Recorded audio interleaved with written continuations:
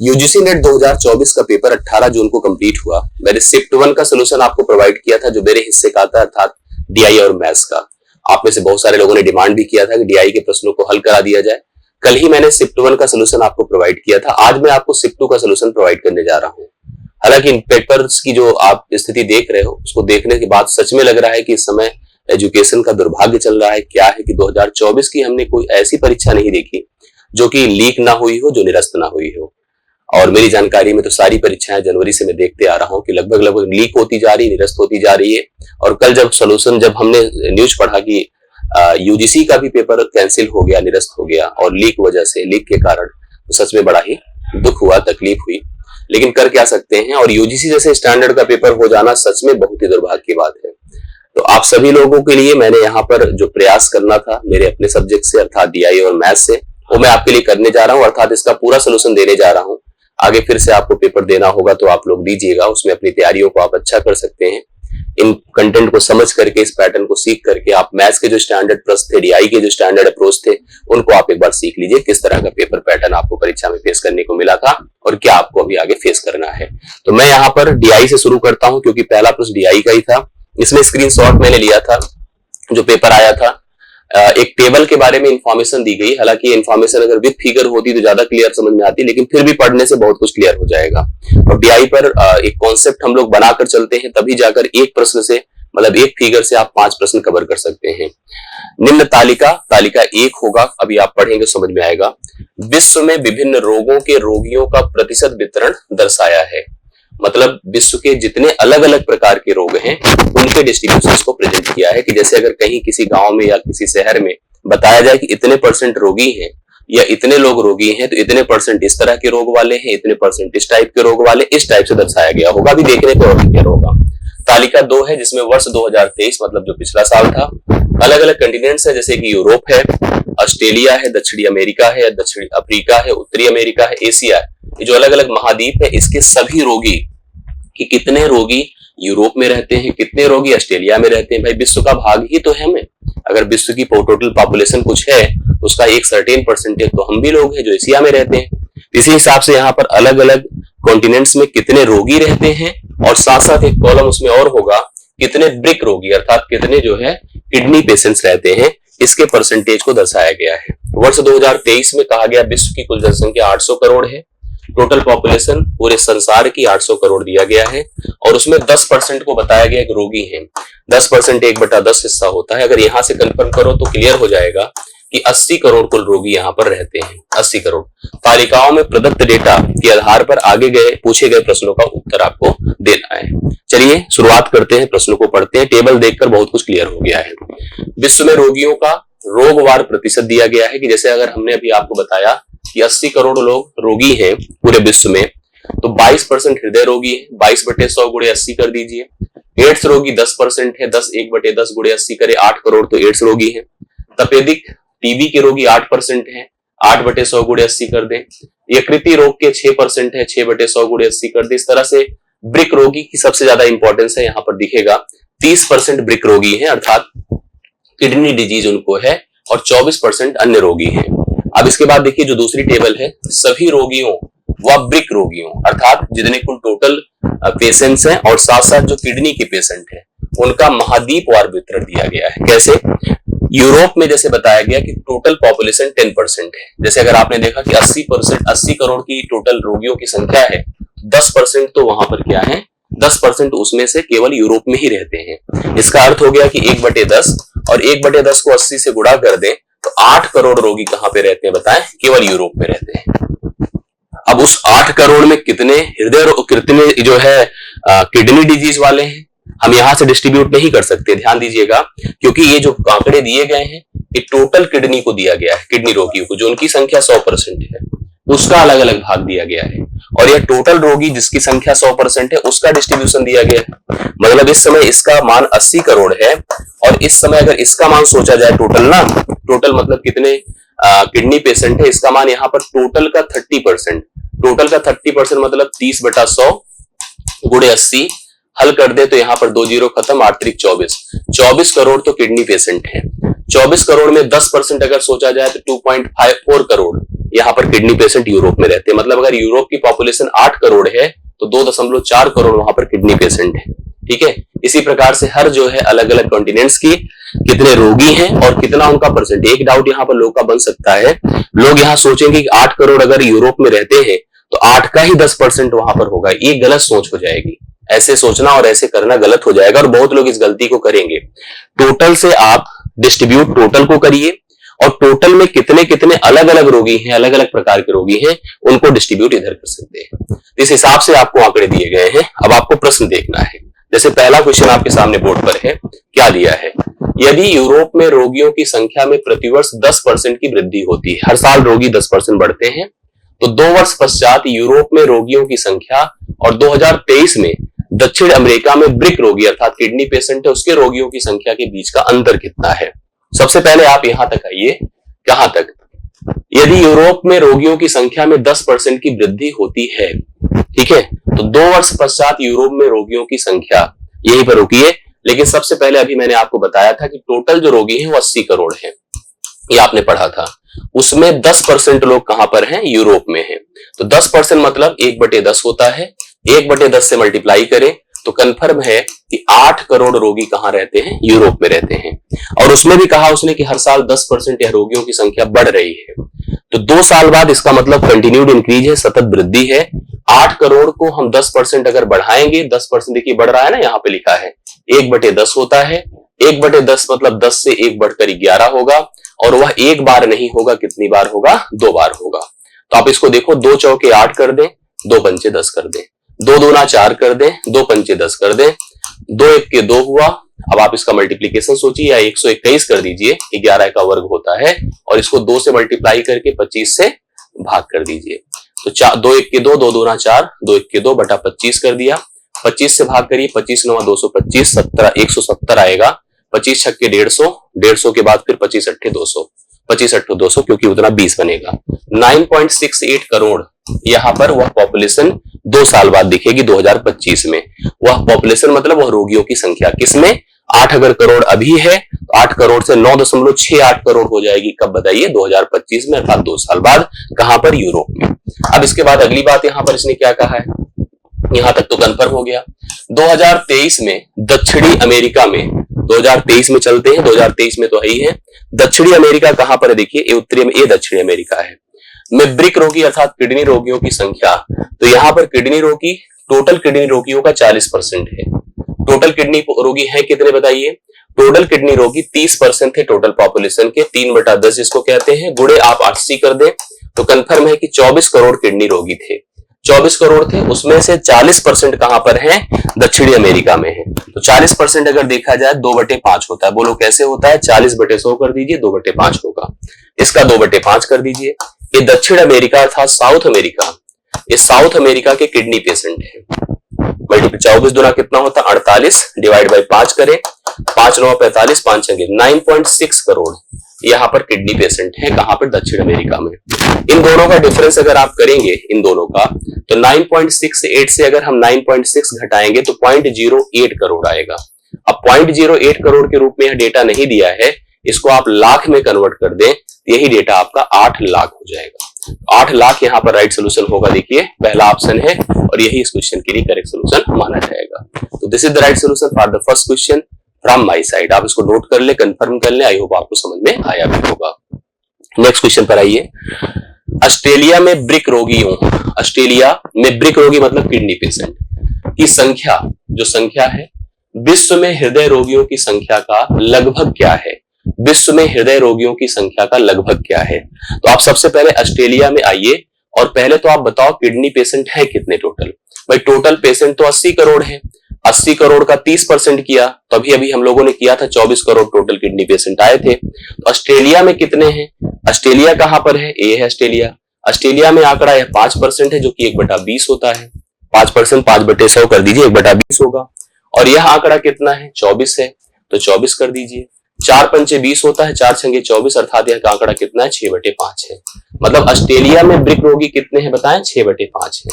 ये अब इसके बाद देखिए क्या बोला है, इसके बाद देखिए क्या बोला है, विश्व में हृदय रोगियों की संख्या, हृदय रोगी कितने हैं टोटल, 22%।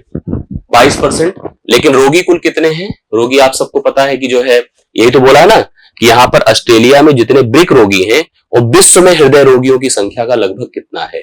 तो विश्व में हृदय रोगी अगर सोचो तो 22/100 गुणे आप 80 कर दो। ठीक है, 20 चौके 80 होता है। 80 क्यों? 80 करोड़ टोटल, 20 पंचे 100 होता है। तो 22 चौके 88 बटे आप 5 कर दे। इतने करोड़ क्या है रोगी पूरे विश्व में हृदय रोगी हैं। और ऑस्ट्रेलिया में किडनी रोगी कितने हैं? 6/5 करोड़ है। यह 6/5 इसका कितना परसेंट है? इसका तो 6/5 कर दे, गुणे 100 कर दे, बटे अगर 88/5 करेंगे तो 5 ऊपर जाएगा और 88 नीचे चला आएगा। अब इसी का सोल्यूशन कर डालिए, आंसर हो जाएगा। आप समझ गए कैसे? क्योंकि ये आपका ऑस्ट्रेलिया के सभी किडनी पेशेंट हैं और यह जो आंकड़ा हमने निकाला विश्व के सभी हृदय रोगी हैं। तो यह आंकड़ा, इस आंकड़े का कितना परसेंट है? सोल्यूशन करिए। 5 5 से कैंसिल हुआ, 4 से करें 4 25 बार होता है, 4 22 बार होता है। ठीक है, 2 तिया 6 होता है, 2 11 बार इतना होता है। 25 तिया 75 होता है बटे 11, 11 चौके 11। अभी देखो इसको डिवाइड करिए, 11 छके 66 होगा, 66 9 75 होता है। दशमलव लगा दीजिए, 9 जोड़े 0, 11 8 88 होगा। 6 पॉइंट के साथ देखिए 2 ऑप्शन था, 0 1 होगा नहीं, 8 2 यहीं पर चला जाएगा। राइट सोल्यूशन इसका सी, दूसरा ऑप्शन होगा। तो दूसरा ऑप्शन 6.82 यहाँ पर परसेंट बनकर आएगा। This will be the right solution, correct sum हो जाएगा। ध्यान दीजिएगा, कंफर्म हो रहा है। नेक्स्ट क्वेश्चन पर आइएगा। अगला प्रश्न क्या है? अफ्रीका में रोगियों की संख्या, अफ्रीका कहाँ है? ये है अफ्रीका। कितने रोगी हैं? 25%। टोटल रोगी कितने हैं? 80 करोड़।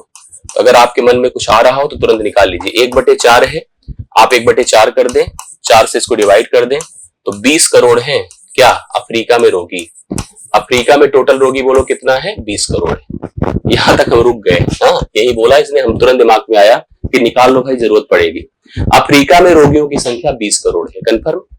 अब आगे बढ़ते हैं, अगली वर्डिंग पढ़ते हैं। एशिया और उत्तरी अमेरिका को मिलाकर वहां के ब्रिक रोगियों की संख्या के साथ अनुपात क्या है? 2 जगह बोला है, एशिया और उत्तरी अमेरिका, ये 2 जगह की बात किया है। एशिया और उत्तरी अमेरिका, और वहां पर भी क्या बेस बनाया है? ब्रिक रोगी अर्थात किडनी पेशेंट। किडनी पेशेंट है कितने? 30%, जो कि 3/10 है। गुणे आप कर दो 80, क्योंकि टोटल तो 80 थे। तो ऐसे देखो, आप सबको पता है कि 24 करोड़ टोटल किडनी पेशेंट थे। उसमें हमको कहां कहां का लेना है? एशिया और उत्तरी अमेरिका, दोनों का किडनी पेशेंट लेना है। तो एशिया और उत्तरी अमेरिका मिला दो तो 25 और 20 और 15 35% है। 35% है। अब आप सोचो जोड़ क्यों दे रहे हैं? क्योंकि दोनों का बेस सेम है। अब यहां पर अगर हम इस 35% को भिन्न में बना दे, 5 7 35, 5 20 100, इसके साथ मल्टीप्लाई कर दे तो पता चल जाएगा कि दोनों जगह अर्थात एशिया और उत्तरी अमेरिका में कितने किडनी पेशेंट हैं। 7/20 कर दे, 4 पंचे 20 होता है, 4 छंगे 24 होता है, 6 सते 42 बटा कितना हो गया? 5 हो गया। ये हो गए कहां कहां पर? एशिया और उत्तरी अमेरिका, नॉर्थ अमेरिका, एशिया और उत्तरी अमेरिका के टोटल किडनी पेशेंट। और ये अफ्रीका के टोटल पेशेंट थे। कहां के? टोटल पेशेंट थे। दोनों का रेशियो क्या है? तो पहले अफ्रीका वाला रखिए 20 करोड़ और रेशियो कितना कर दें? 42 बटा कितना? 5। 20 पंचे क्या होगा? 100।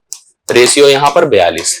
2 50 बार होता है, 2 41, 2 दूना 4, 2 1 2, 50/21 होगा, जो कि ऑप्शन नंबर 4 में दिया है।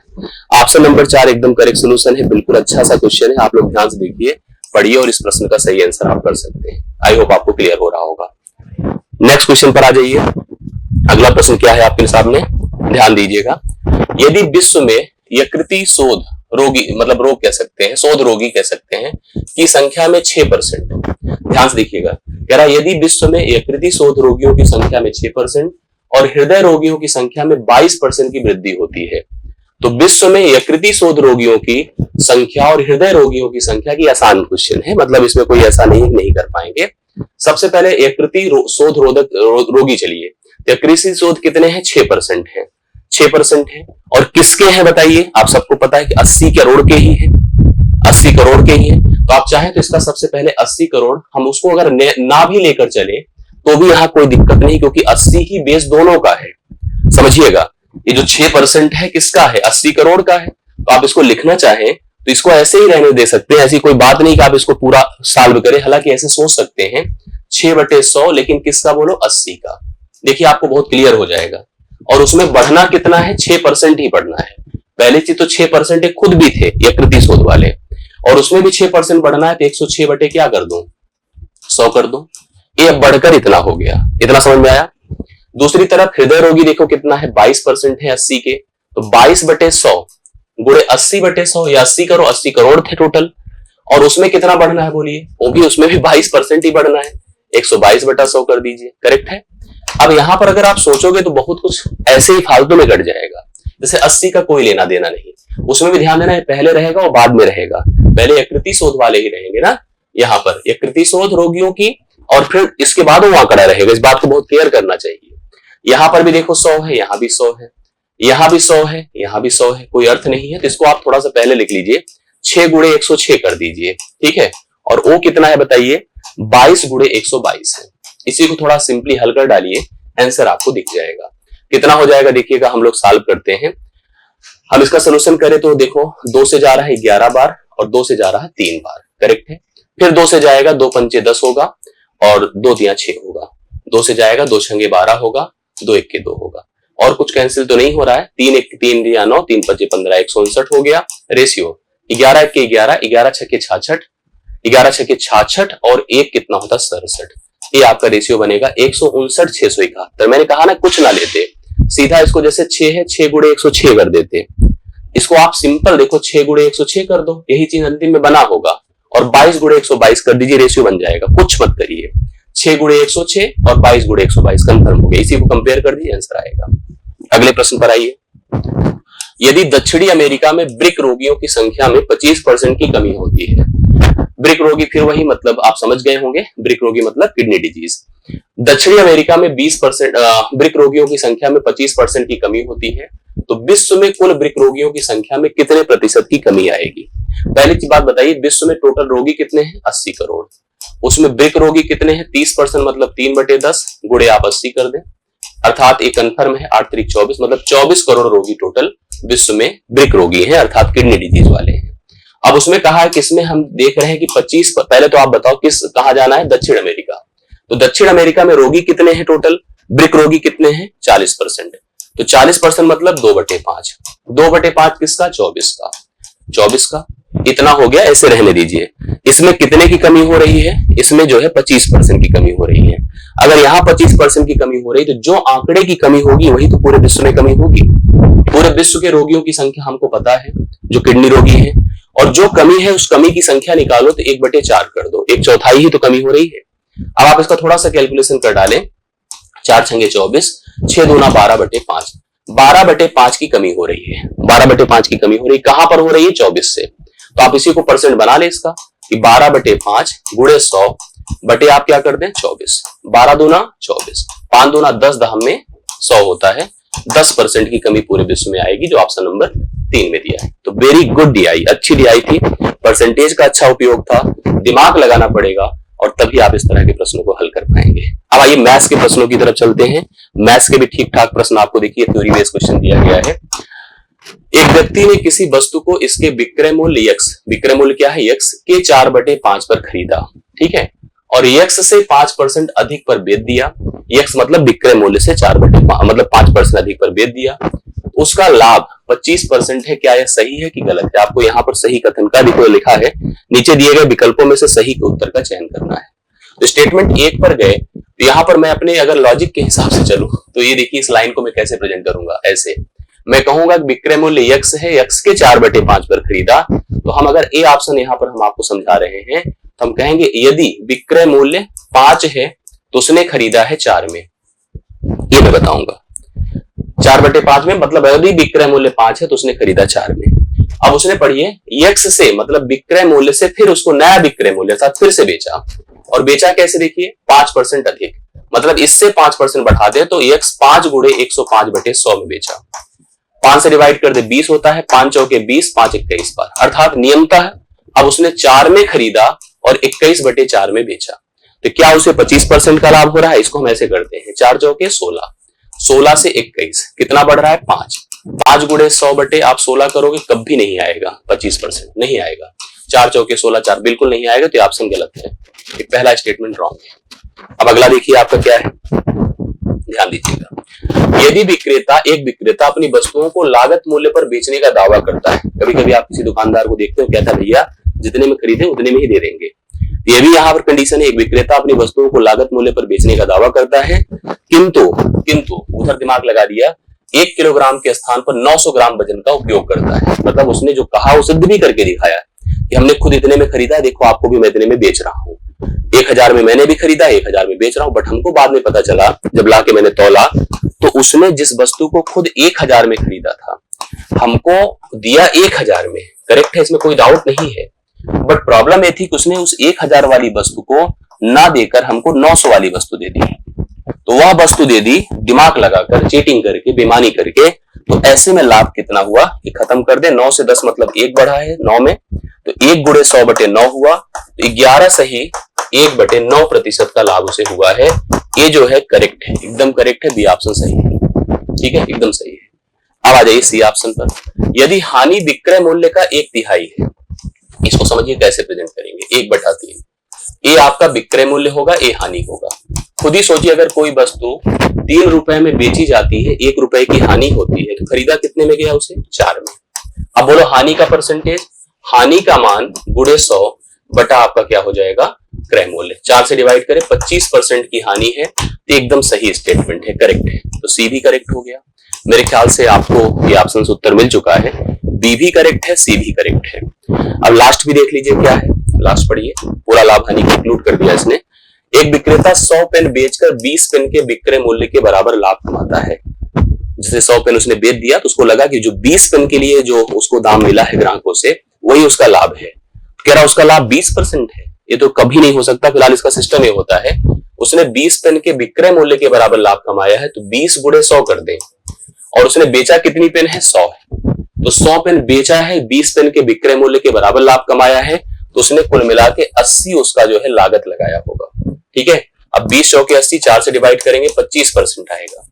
25% आएगा, तो ये भी गलत है, यहाँ पर 20 दिया है। तो आपके लिए उत्तर सही होगा बी और सी।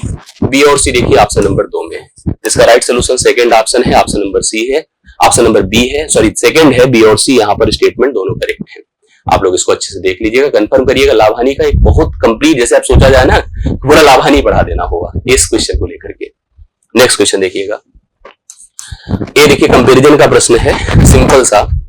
50 रुपए की राशि है, 50 की राशि को ए, बी तथा सी में इस प्रकार बांटा जाता है कि ए बी से 5 रुपए कम पाता है, बी सी से 10 रुपए कम पाता है।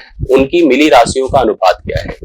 यहाँ पर ध्यान से देखिए, डिपेंडेंसी देखिए, ए बी पर डिपेंडेंट है, बी सी पर डिपेंडेंट है। ऐसी कंडीशंस में जिस पर डिपेंडेंसी होती है उसके मान को मान लेना होता है। एक्स मान लिया इसके मान को। बी जो है सी से 10 कम पाता है, तो एक्स माइनस 10 पाता है। और ए जो है बी से 5 कम पाता है, तो एक्स माइनस 15 हो जाएगा, 5 और कम कर दिया। तीनों को जोड़ दीजिए, बराबर 50 होगा। जोड़िए कितना होगा? 3x माइनस 25 होगा, बराबर 50 होगा। तो 3x बराबर कितना होगा? 75। x बराबर 25। x क्या हो गया? 25। अगर x से 25 हुआ तो इसका मान 25 है। इससे 10 कम कर दो 15, इससे भी 5 कम कर दो 10, 5 दूना 10, 5 तिया 15, 5 बचे 25। 2 3 और 5, 2 3 और 5 का अनुपात है जो ऑप्शन नंबर 4 में दिया है। ऑप्शन नंबर 4 2 3 और 5 का रेशियो है, दैट इज करेक्ट रेशियो। इस प्रश्न के लिए सही हल है। आशा करता हूं समझ में आ रहा होगा। नेक्स्ट क्वेश्चन पर आइए।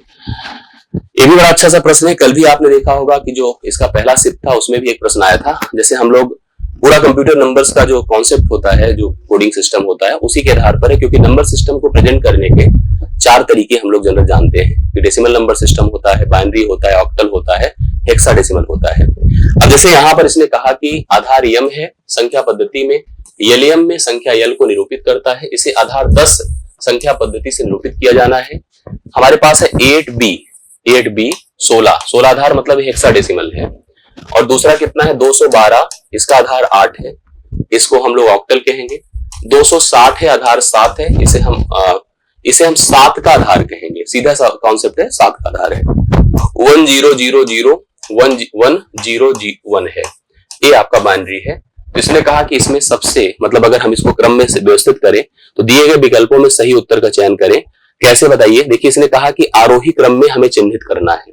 आरोही मतलब होता है असेंडिंग ऑर्डर, ठीक है, असेंडिंग ऑर्डर। अर्थात हमें इसे बढ़ते क्रम में रखना है, छोटे से बड़े के क्रम में जाना है। ठीक है, छोटे से बड़े क्रम में जाना है। कैसे डिसाइड होगा, ध्यान से सुनिएगा। अगर 16 आधार है, पहली चीज समझिए, जो हेक्साडेसिमल होता है वह 0 से 9 मतलब 10 डिजिट हो गया। इसके बाद A से F आगे के डिजिट, जैसे 0 तो 0 ही है, यह आपका 1 1 है, 2 2 है, 3 3 है, 4 4 है, 5 5 है, 6 6 है, 7 7 है, 8 9 9 9 है। A आपका 10 और B आपका 11 इसको प्रेजेंट करेगा। किसको? 11। फिर C आपका 12 और D आपका 13, E आपका 14, इसी तरह से यहाँ पर प्रेजेंट, और F आपका 15। तो टोटल मिला दिया तो 16 हो गया। तो आप यहाँ पर देखिए तो A क्या है? B है। B मतलब इसको 11 मानिए और 8 आपके पास है। 16 के लिए अगर चलिए तो 16 की पावर 0 है और 16 की पावर क्या है? 1 है। तो हम इसको क्या लिख सकते हैं? 8 गुणे 16 प्लस 11 गुणे आप, यहाँ पर 16 की पावर 0, किसी की पावर 0 1 ही होता है। ठीक है, तो हो गया 16 8 128 प्लस यहाँ पर 11 कर दें, 8 1 9 हुआ, 139 हो जाएगा। इसका मान 139 हो गया। इसकी तरफ चले 8 का आधार है तो 8 की पावर 0, 8 की पावर 1, 8 की पावर 2, ऐसे लिखिए यहाँ पर। तो 2 गुणे 8 की पावर 2 मतलब 2 गुणे 64 हो गया, प्लस 1 गुणे 8 हो गया, प्लस यहाँ पर 2 गुणे 8 की पावर 0 मतलब 2 हो गया। 64 दूना 128 है, यहाँ पर 8 है, यहाँ पर 2 है। 128 8 136 2 138 है, 138 लिख दिया इसको। ये कंफर्म हो चुका है। आप देखिए कैसे, इतना तो आपको क्लियर ही हो गया। इसके बारे में देखिए, इसका बेस 7 है, तो ये 7 की पावर 0 है, 7 की पावर 1 है, 7 की पावर 2 है।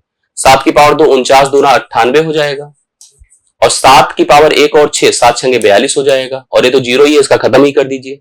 8 2 10 हो गया, 9 4 13 14 140 आ गया इसका मान। इसी तरह से इधर पे चले आए, या 2 की पावर 0, 2 की पावर 1, 2 की पावर 2, 2 की पावर 3, 2 की पावर 4 5, ऐसे देखिए। इसको पूरा हटा दीजिए क्योंकि बेस 2 है और कंफर्म रहे। जैसे आप देखिए कितना है, 3 0 है ना, यस।